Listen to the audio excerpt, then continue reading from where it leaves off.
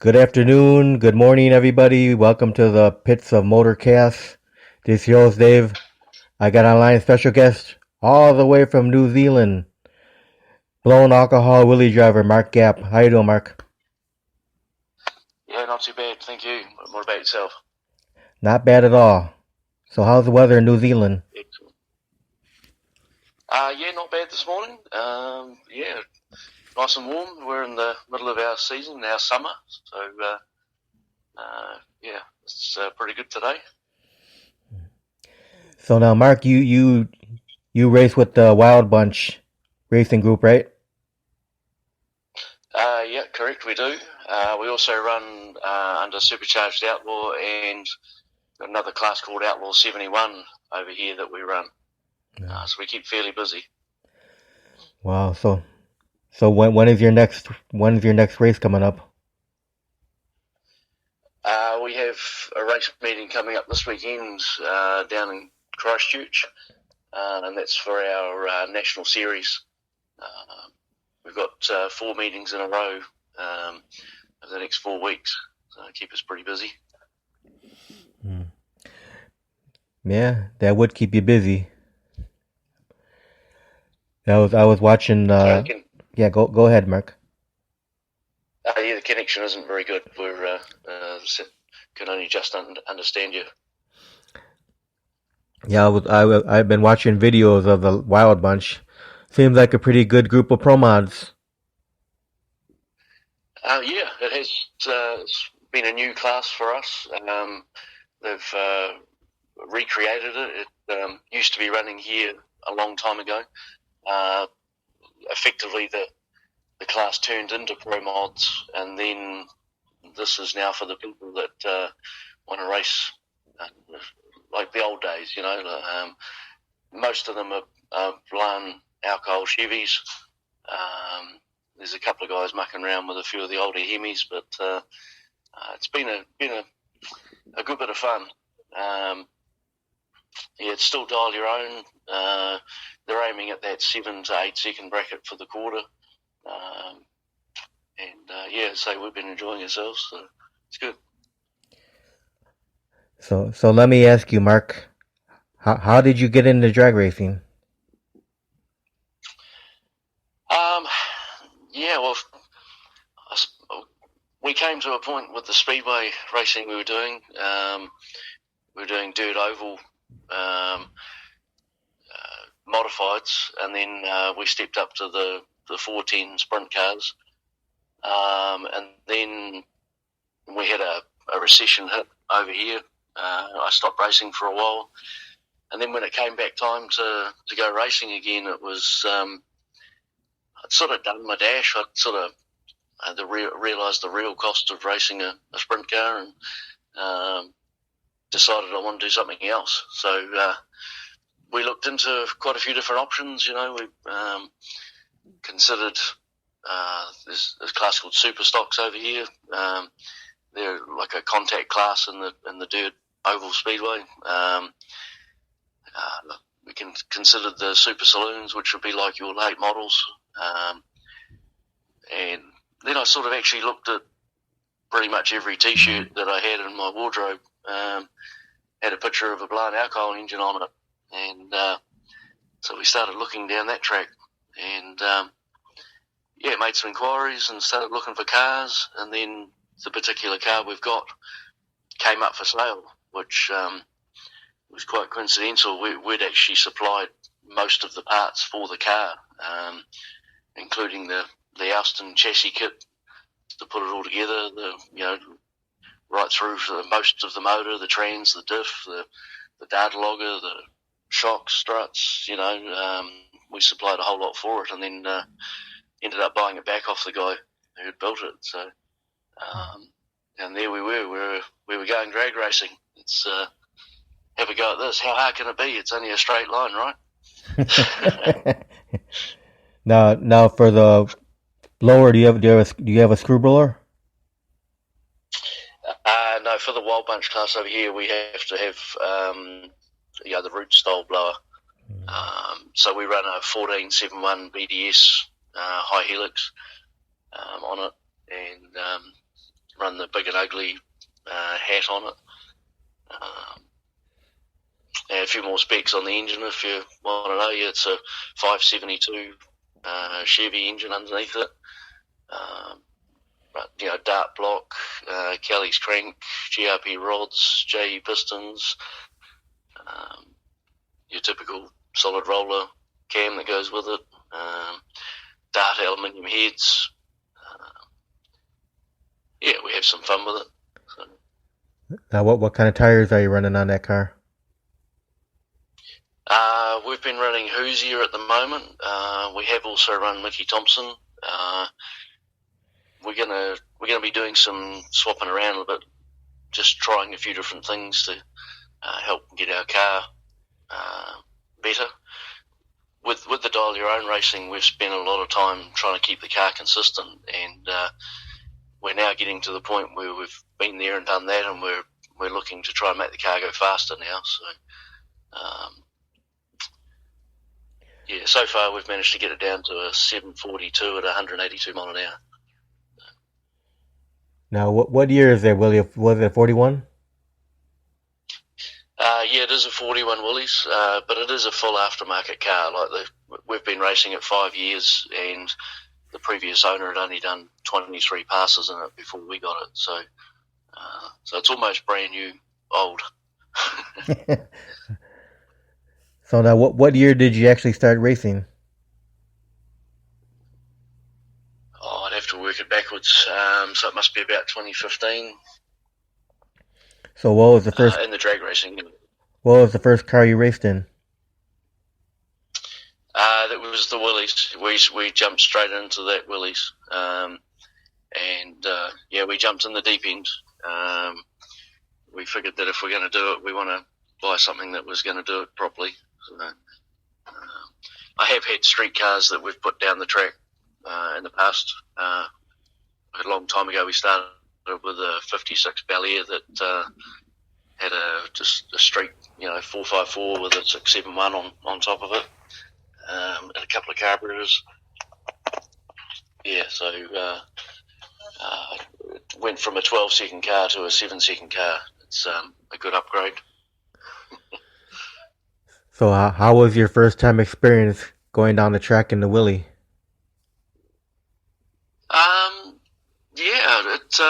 It didn't quite go to plan. We had the previous owner helping, and he'd forgotten that he'd raised the wheelie bars up to get them out of the way for doing a car show. And so the first run, the car did a really big wheel stand. It was pointing up to the sky. Luckily, I had the ability to figure out that quite quickly that you can't just let off the gas because the front end's going to come down and smash on the ground. So I managed to let the front down without it doing any damage, and off we went. Our first pass was a 17 second. So we had room for improvement. Now with all the different groups that you race in, how many events do you do a year usually? Now things are a little different over here to America.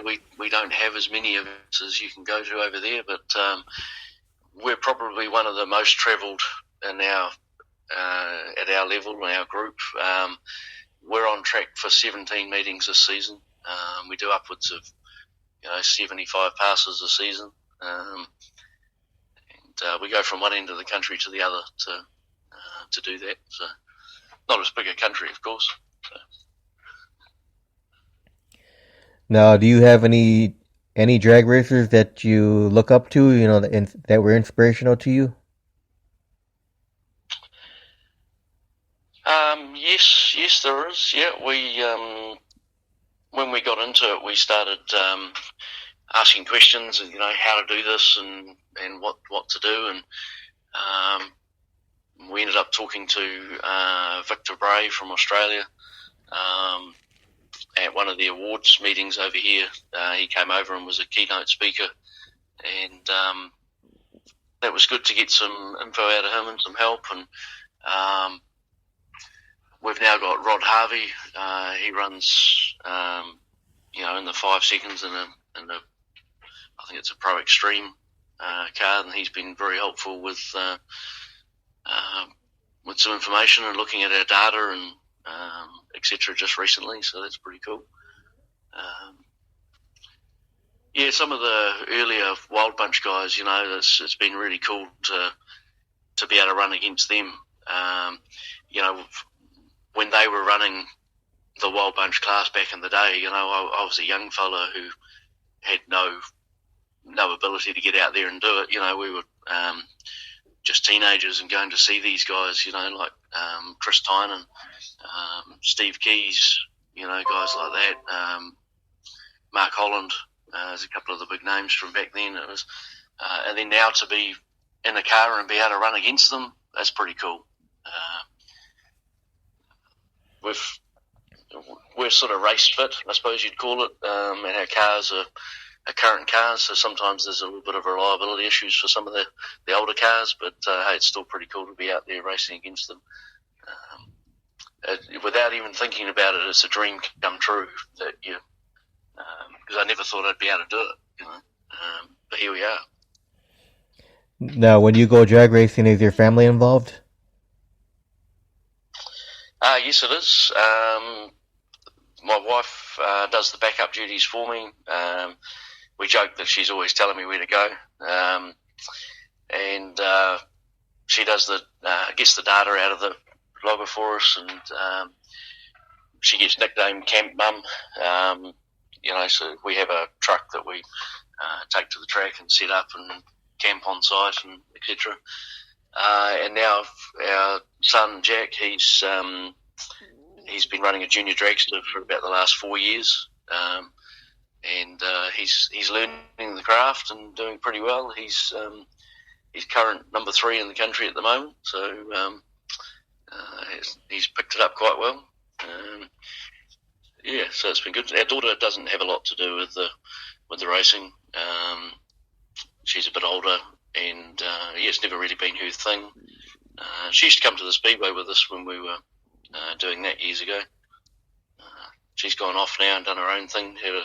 Started a family, so they come to a few meetings. So that's the family side of it. Depending on which part of the country you're in, they have either my mum or dad. They come to the track as well and watch us race, which has been pretty cool. So how many grandkids do you have? Just the one at the moment, 3-year-old Mia, and it's definitely been fun. So now, besides your wife being on your crew, do you have any other crew members? We do. My main man is Phil. He's the main man for us. We do a Wednesday night on the car. He's there pretty much every week, right through winter. We pull the car completely to bits and go through everything, put it all back together. He's there every week during the season, and he's at every meeting for us. We have another couple, Alan and CJ. Al is on whatever we need him to do. He also races his own car in the Super Street class, so we'll be busy doing what we're doing, and then he'll disappear, go and do his round or his qualifier, and then come back and jump in and help with us again. So he travels the country with his car as well, doing the same meets that we do. And CJ, she's on camera duties and cake duties. She's a pretty good cook, so we get her to bring along a cake each time. We have our return road drover Tony, nicknamed the Diamond. He lives up the top end of the country, and he does all our North Island meets with us. And then for the South Island, we have Craig down there that does the driving duties for us down there, return road duties. It makes it all happen. It's not a big crew, but it works for us. So Now, do you have any sponsorship? Yeah, we do. Pro Parts is our biggest sponsor. That's actually our business. We sell race car parts and V8 parts, etc., and safety gear. We also have All Star Performance. It's an American-based company that it's a big brand for us over here. Lucas Oil, New Zealand, they're on board with us. They also help out the junior team. And Benchtop Services, a local kitchen company over here, that help us out as well. Yeah. Now, what do you enjoy most about being a drag racer?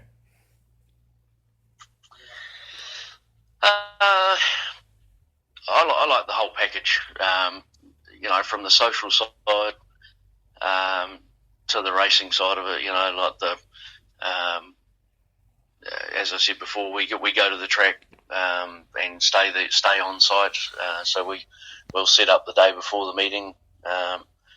That's probably more about me not liking early morning starts. So we'll go to the day before. So we get in there and do it and travel the country, and there's that side to it as well. We the launch on these things is pretty cool, and then the top end charge.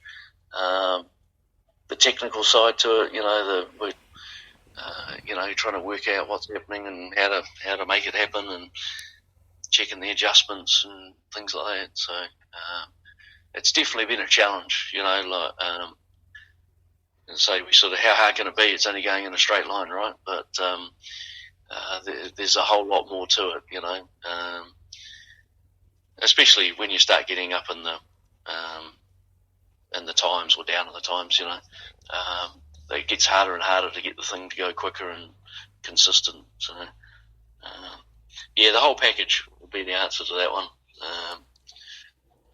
Good fun. Okay, now, is there anything that you hate about being a drag racer?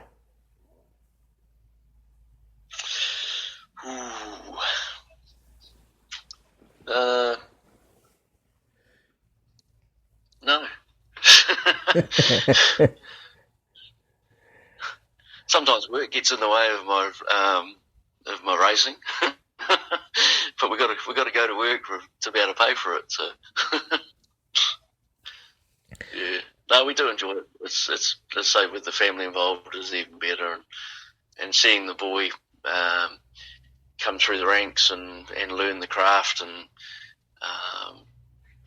he's in there doing the servicing on his thing. He's 13 years old, and he's got to pretty much do it himself. And we have another couple of families that have juniors that help us out and help run them, due to us being fairly busy with our car. But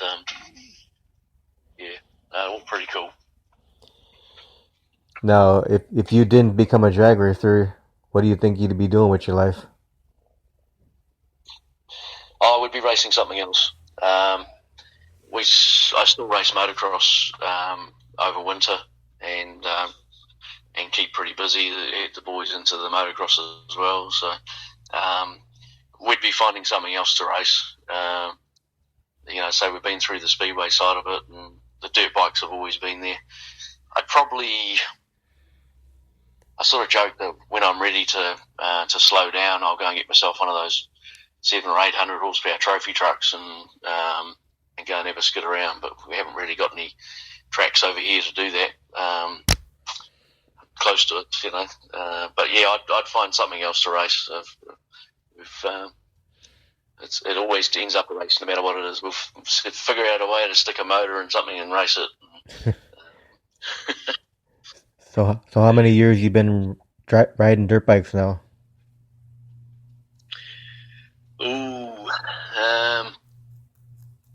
30 plus years. We're now running the vets class. Started doing a bit more racing in the last couple of years, and same sort of thing. How hard can it be? We get thought I could ride pretty well, and then get out there and go racing and go, oh wow, there's a few fast people here. So learning that trade as well, and had a couple of series thirds and got a second at the local champs here just recently. So we're making progress there. I make my day harder by having have an old school CR 500 2-stroke jammed into a late model KTM bike. So it's got way more power than it needs, and of course that makes it harder to hang on to. But I enjoy having more power than necessary. So how many years did you do street racing for? Oh, we only mucked around with it for on and off. You know, when the days lined up and we could do it, it wasn't a lot. You know,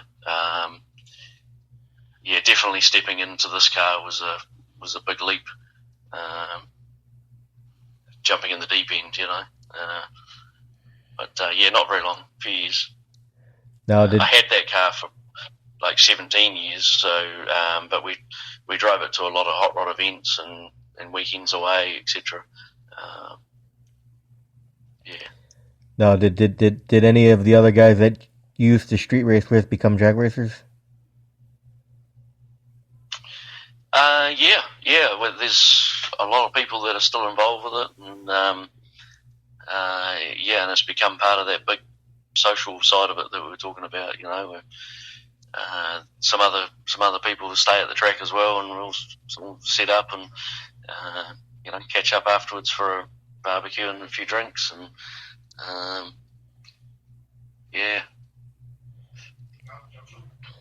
Now, if you could have the drag race fans remember one thing about you, Mark, what would you want that one thing to be that they remember about you?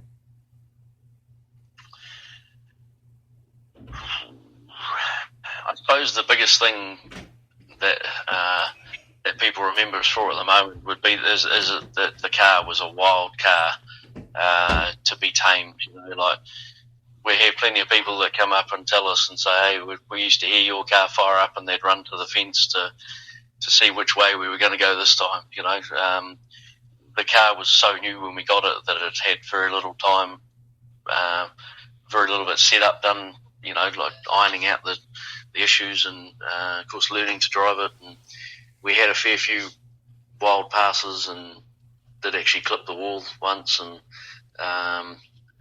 but now we've got it sorted, so we seem to be remembered for that, whether that's me wanting to be remembered for it, but whereas now I'd like to think we're known as someone who's going to go straight, and we've worked out how to get down a marginal track, which we have a few of over here, and hey, we're still out there doing it, and we're running consistently. So probably a mix of those two. Now, do you think you can get any better as a driver? And if so, how do you achieve that to get better? Oh, definitely. We never stop learning. We're always testing, slightly changing the system, or we've now had a bit of a realization on a few things. We ended up with some slow motion video of our launch, and we were like, "Wow, look at that! That's not quite right. We can work on that." So it's probably more to do with us still setting the car up, more so than as a driver. Like we've sort of kept working on the start line system to work on my reaction time, and we figured out we were at a certain point, and we could get that consistent within 6 to 10 hundredths of a second, reaction time, but it just wasn't good enough, so we altered what we do with the car on the start line, and now we've got the thing down, a lot of the times with zeros in front, or zero in front of the reaction time. But hey, we never stop learning. We sort of figure that if we do stop learning, we'd be getting bored. So we'll go and try something else, and try and get the car to go quicker. We've knocked about a tenth off it this season, we've decided that this year's about trying to get it to go quicker. And I know a 10th doesn't sound like a lot, but they seem a lot harder to get when you get them down in the times, eh? Now, what's been your quickest DT? 7:42 for the quarter mile. And what track was that on? It was at the Masterton track. It's about an hour and a half away from us here at home. So what's your favorite track?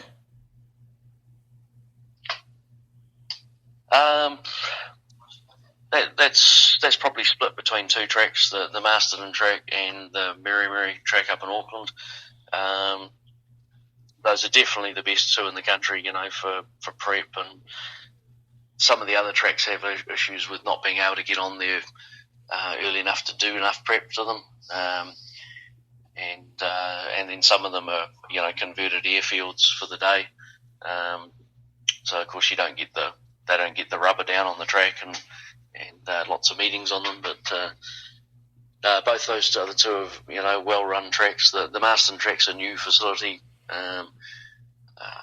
When I say new, it's probably, but it's at least 5 years old because it's been going before we got there. But might only be 7 or 8 years old. And it's self-funded, like they're as they get people through the gate, they're spending more on the facilities and keep developing the place, so it's getting better and better. Whereas the Auckland track, that's probably one of the longest standing ones in the country, and it's they have a lot of meetings there. Yeah. Now, do you only do quarter mile racing, or do you do eighth mile too? It's predominantly quarter mile. There is the Nelson or Motueka track that only runs our class to eighth mile just due to being a bit of a short runoff. We have actually done a no prep race up in Auckland that was eighth mile. They had I can't remember what they call it now, but we turned up there with a blown alcohol deal, and even the officials were like, "Really? Are you sure you want to try this?" And we did. Yeah, we ended up going through and winning it. So it was well worth the trip. So, yeah, mostly quarter mile. So you prefer quarter mile, right?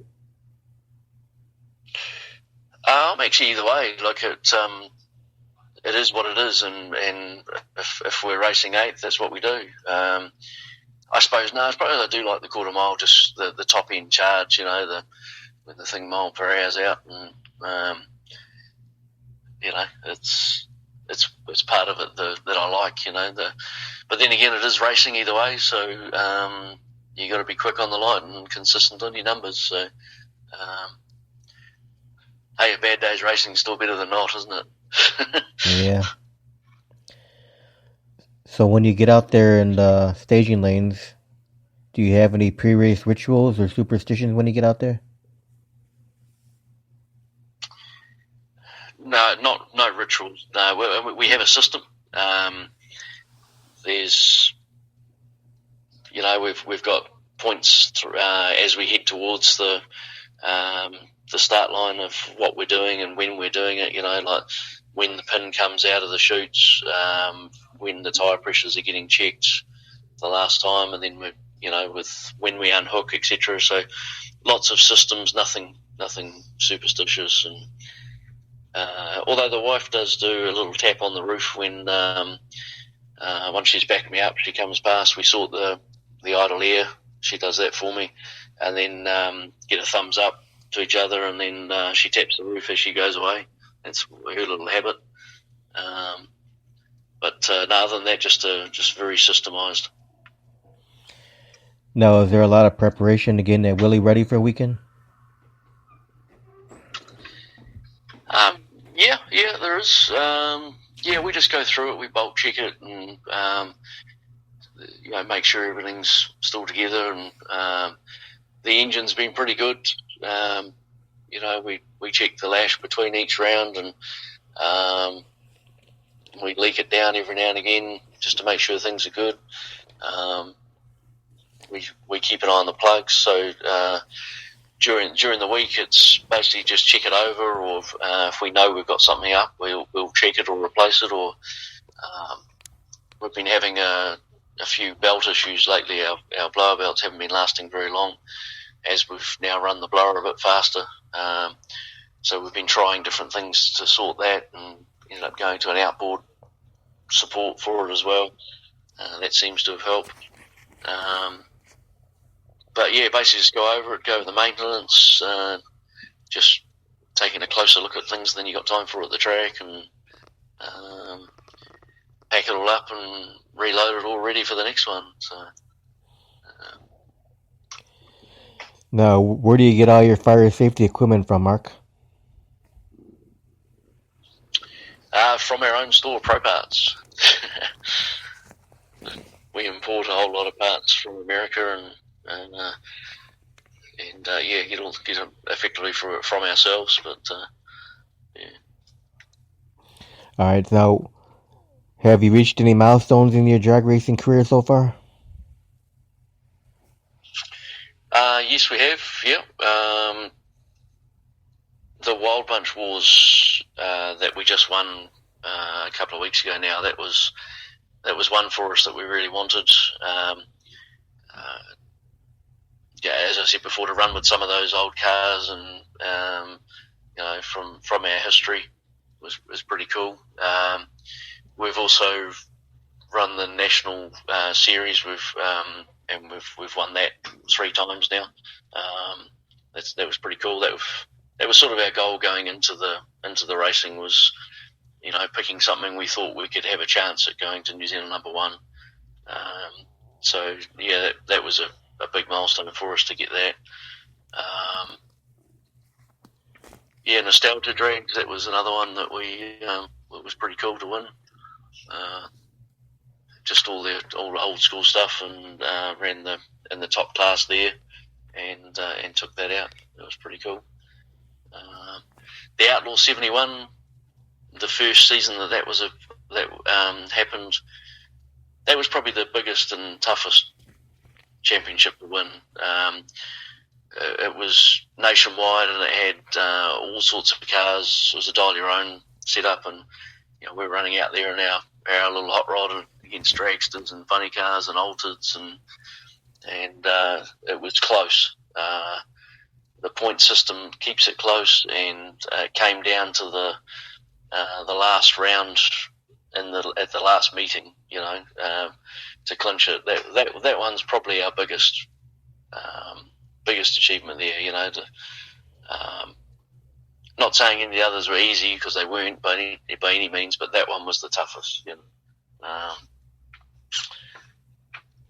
Pretty cool. So now, Mark, after all the years of racing now, what still keeps you passionate about doing it? Well, now it's about trying to get the car to go quicker. And the challenge is still there. Like, we're, I don't know what there is that keeps us going, but I guess that's what keeps us going at the moment.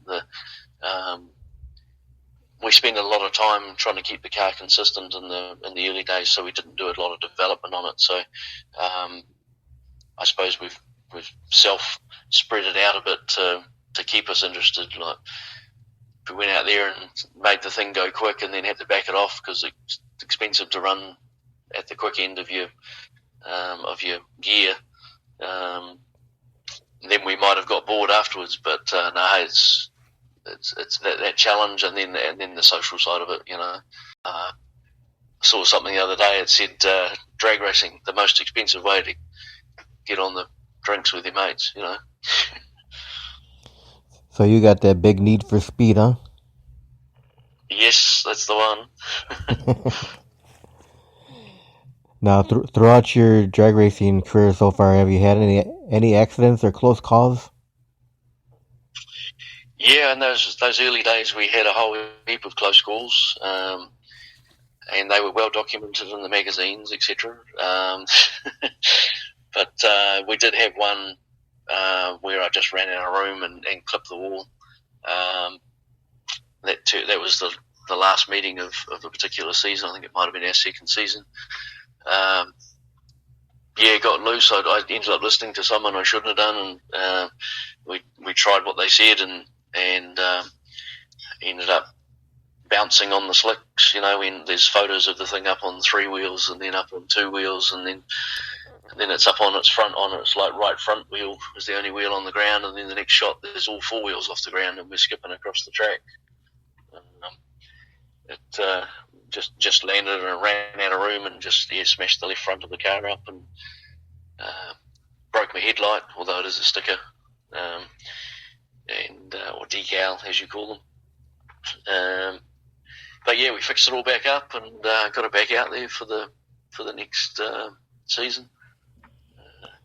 Well, knock on wood, you won't have any more accidents, Mark. Yeah, hey, it is we all know it's something that can happen, and it's we prepare for it as far as the safety gear goes. We got asked a lot, how have I kept this thing off its lid, off its roof? And the first time I got asked it, I was like, let me think about that and come back to you. And I put it down to 2 things. One was a lot of speedway experience before jumping into a drag car. But then the second big part of why that thing hasn't gone upside down yet is the seat that I've got. We run a race tech seat, a full containment setup which means that I'm tight in there, nice and tight, and I've got shoulder supports and head support. Plus we run a head and neck restraint, a next gen. What it means is if the car's loose or bouncing around, all of my input goes into the steering wheel to try and control the car. Whereas most people that have got seats that their shoulders are moving around, half the input they're putting into that steering wheel is to hold themselves up. So I put it down to those 2 things, But hey, when none of us want to crash, and none of it'll shorten the season. It'll park us up, and if you have a big one, and because they cost a lot of money to put back together. So, yep. Touch wood, like you said. All right, so I'm going to ask you a few fun questions here before we finish up the interview. You ready? Fun questions. Okay, yep, go for it. Okay, outside of drag racing, do you have any other hobbies? Yes, the motocross. I've actually learned to fly a helicopter. Then I've now just recently had a couple of goes at trying to fly a plane. That's been pretty cool. Of course, the family side of it. It's a hobby, I suppose, but that's the main ones. All right, what is your favorite food to eat? Bacon. Bacon. Yep. Now, it's a stable diet for us at the track. The breakfast is always bacon and eggs. Now, do you know how to cook? The basics, and up until recently, it was my job to do the breakfast for the team. So, what's your favorite dish that your wife cooks?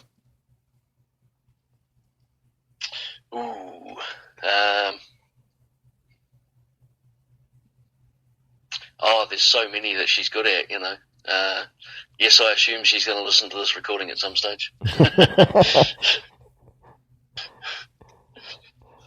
All right, what's your favorite beverage? Bourbon.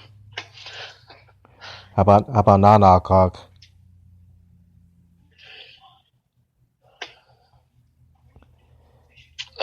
Water, mainly because we keep a whole lot of water coming on board, and there's hot days to keep me hydrated at the track. So,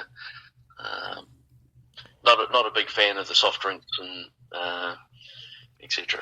So apart from when we have it with the bourbon. All right, what's your biggest pet peeve at the track?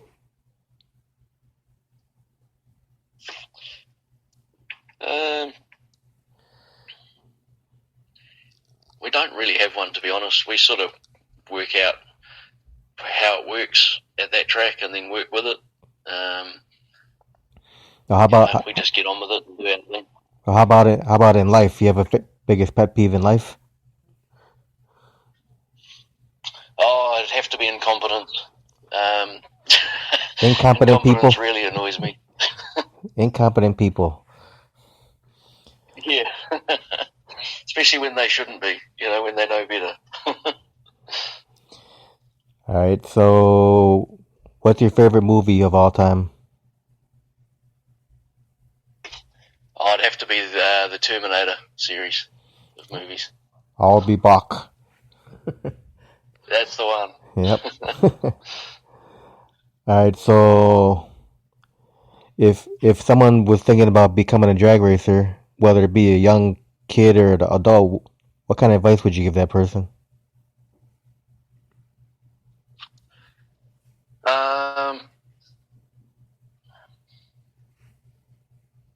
Don't know. Good. Yeah, definitely fun, and get into it. Learn stuff. Ask questions. Figure out who's doing it right to ask them the questions. Be consistent. Do the same thing each time until you figure out that's not working, and then try something else. Probably the biggest thing would be that systems. Sort the systems would be the main one, I think. All right. What's been the fondest memory of your drag racing career so far?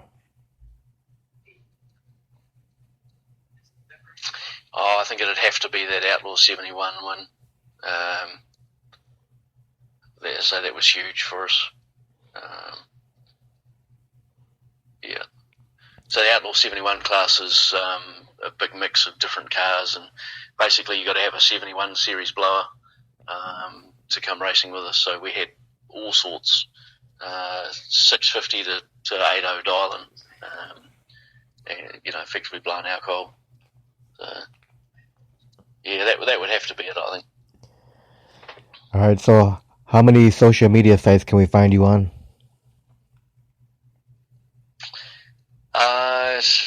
Today, definitely the Wild Punch guys, they put up a bunch of stuff. Outlaw 71, the National Series, we end up on those. We've got our own page, which we post a lot of the stuff about ours.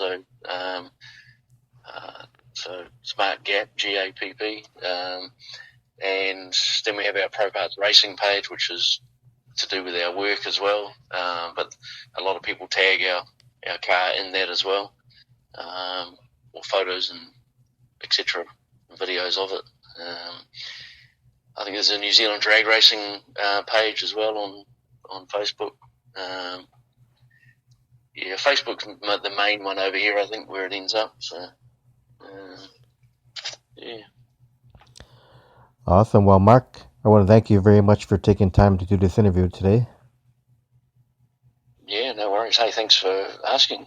I feel privileged that had a look at the setup that you've got, and I see you've interviewed some pretty big names over there, and now us. Yeah. Anytime. Do you have any final words or thank yous you want to give out before we close? Oh, the big thanks to our team. The team we've got is a pretty tight bunch of people now that are. So we're travelling the country. They're in there doing it, helping us and getting it sorted. Like we've had some fairly big or breaks or issues at the track. Someone commented the other day that there's never a dull moment with this team. They've seen us rebuild a transmission on a picnic table, and now this weekend they rebuilt the diff on the ground. We split our diff case open. So we always try and get it back out there safely, of course. But the team that we've got behind us is pretty cool. I can't say enough about what they do for us to get it back out there. They're behind these championships. We can't do it without them. But I might be doing the driving, but the whole team gets the car there. That'd be it. Surround yourself with good people. Is part of it. Awesome. Well, Yeah. Well, Sorry.